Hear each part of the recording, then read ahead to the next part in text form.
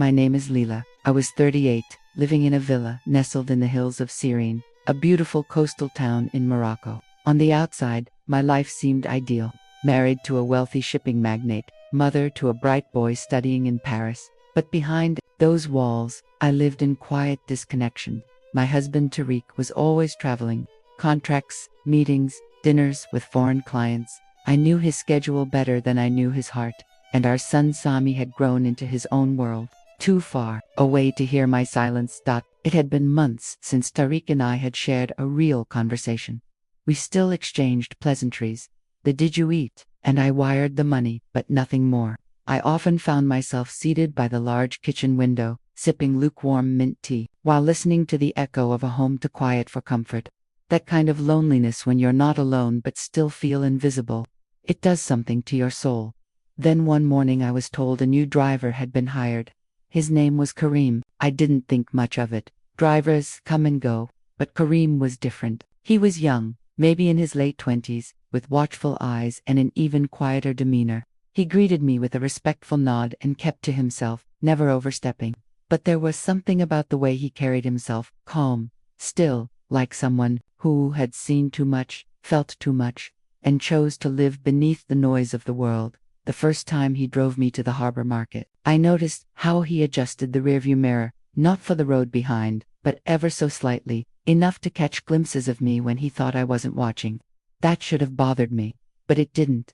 There was no arrogance in it, no desire, just curiosity, a silent acknowledgement of another quiet soul. I began to ask him questions, simple ones. Do you fast during Ramadan? Where's your family from? He answered politely, but never offered more than I asked.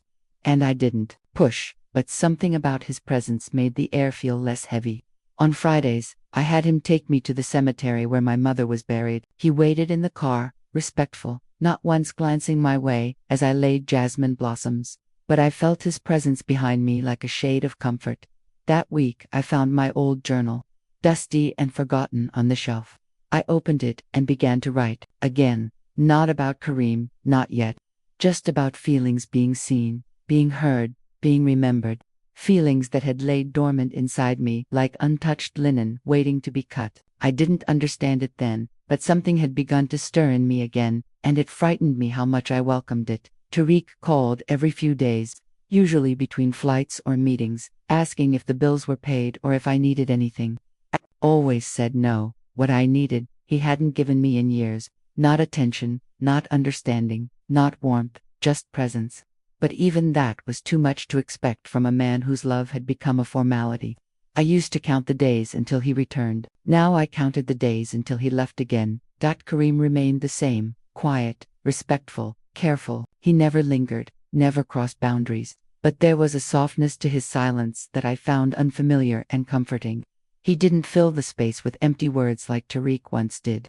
Instead, he listened with intent, and somehow, that meant more. He seemed to notice things no one else did: when my hands trembled slightly while adjusting my shawl, or when I sighed after a call ended too soon. He didn't ask about it. He didn't need to. I began to speak more, not about anything personal, just small thoughts, memories, little stories I hadn't told in years. He listened, and that was enough. One evening, a storm knocked the power out. I sat near the window with only the soft flicker of a candle lighting the room. The rain tapped against the glass like a gentle reminder of everything I missed. I saw Karim outside waiting patiently in the courtyard. Soaked, but still, he had brought a lantern and left it by the door before stepping back under the awning. It was a small gesture, but in that moment, it felt like a prayer answered. I asked about his family, his life. He spoke slowly, choosing his words like a man who had learned the cost of revealing too much. He had lost his mother at a young age. His father had remarried and left him with an aunt. He worked early, studied late, and eventually gave up school to survive. There was no bitterness in his voice, just tiredness, a kind I recognized in myself. Our connection grew, not in words or glances, but in shared silences, in moments when nothing needed to be said. I felt something unfamiliar stir inside me, a feeling I hadn't allowed myself to name.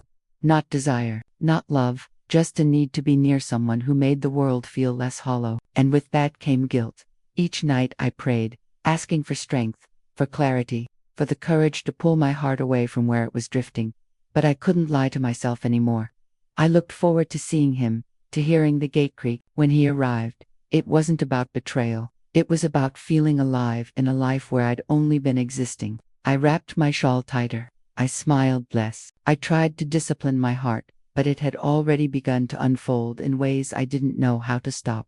The rain came down hard the day we visited my mother's grave again. I had brought white jasmine, the kind she used to place beside my bed. When I was a child, Karim drove quietly, not asking questions, just following the rhythm of my silence. On the way back, the car jolted, then stalled. Rain smeared across the windshield as he stepped out to check. We sat in the stillness, the engine silent, water dripping from our clothes, and time feeling like it had paused. I didn't mean to speak, but the words came anyway. I told him I felt invisible, that sometimes I woke up unsure if I even existed, beyond someone's responsibilities, but I felt like a shadow in my own home. He didn't interrupt. He just sat present, absorbing every word without judgment. I said I didn't blame Tariq. Maybe people grow apart. Maybe love changes. But I hadn't expected it to vanish completely.